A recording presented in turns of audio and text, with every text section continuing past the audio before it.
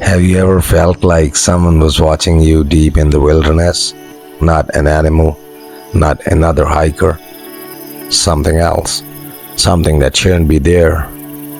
Tonight's story takes us into the vast wilderness of Yosemite National Park, where towering granite cliffs, ancient forests, and hidden valleys attract millions of visitors every year.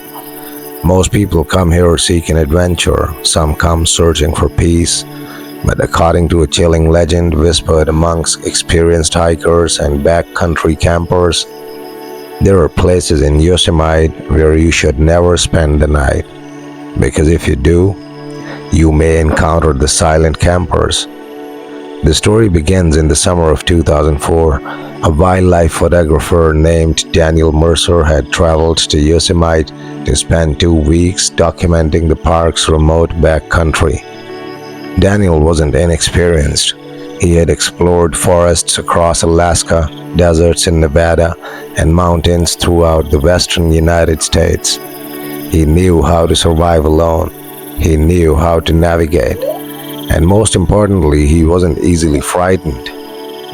At least that's what he believed. On the fifth day of his trip, Daniel decided to leave the popular trails behind and venture deeper into the wilderness.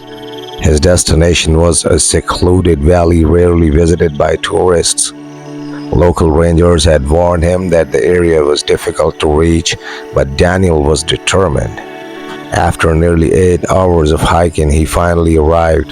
The valley was beautiful. A crystal clear stream flowed through a meadow surrounded by enormous pine trees.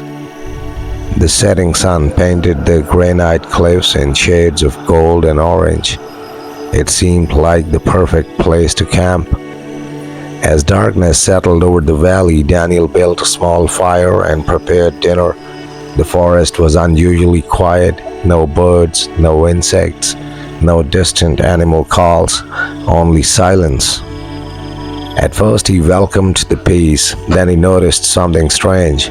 Across the meadow, illuminated by moonlight, stood 3 tents. Daniel frowned. He hadn't seen any other hikers all day, yet somehow another group of campers had arrived before him.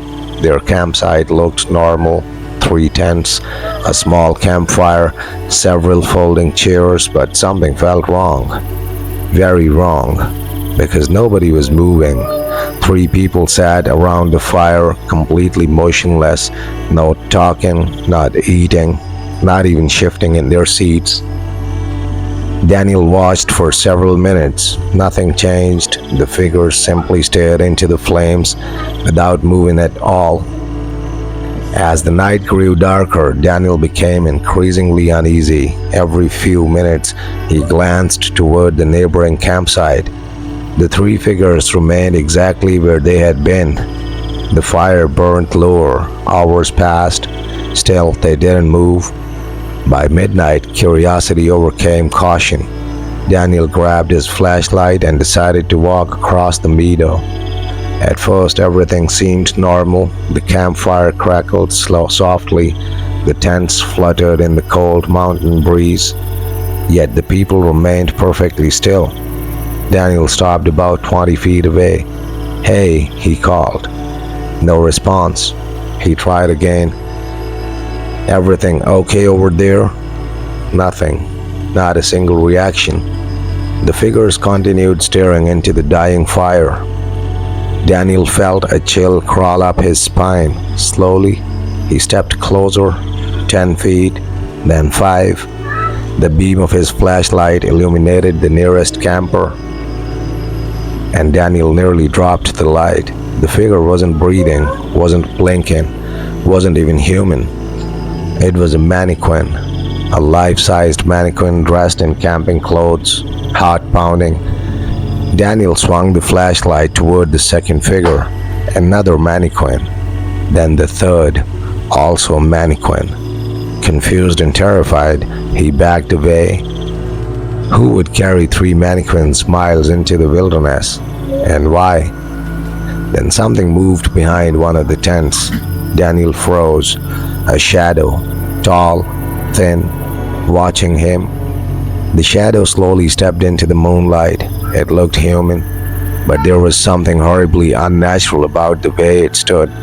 Its arms seemed too long, its smile too wide, and its eyes reflected the moonlight like polished glass. Then another figure appeared, and another. They emerged silently from the darkness surrounding the valley. None of them made a sound, none of them spoke. They simply stood there, watching, waiting, as if mannequins had only been bait. Then Daniel ran.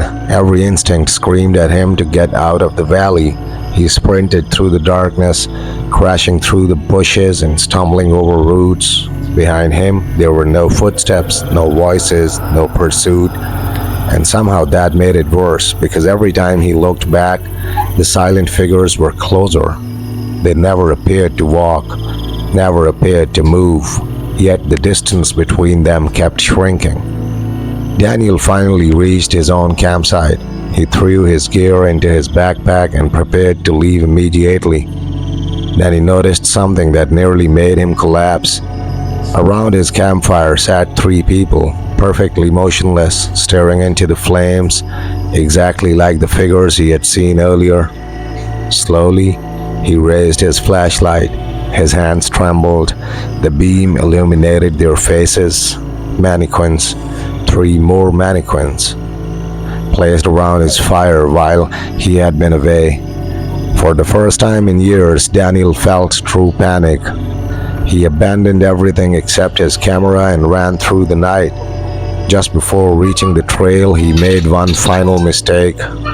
He looked back. Dozens of silent figures now stood at the edge of the trees, watching him, their glass-like eyes reflecting the moonlight. None of them moved, none of them spoke. Yet Daniel somehow understood a terrifying truth. They wanted him to stay. The next morning, rangers found his abandoned campsite. The fire was cold, the tents across the meadow were gone, the mannequins were gone, no footprints surrounded either campsite, no evidence remained. Years later, Daniel would return to Yosemite only once. When asked about that night, he always gave the same answer. There are places in those mountains where the forest doesn't want to be alone, and according to backcountry legends, hikers still occasionally discover mysterious campsites deep in Yosemite. 3 tents, a small fire, a few chairs, and silent figures sitting perfectly still in the darkness, waiting for someone curious enough to walk closer.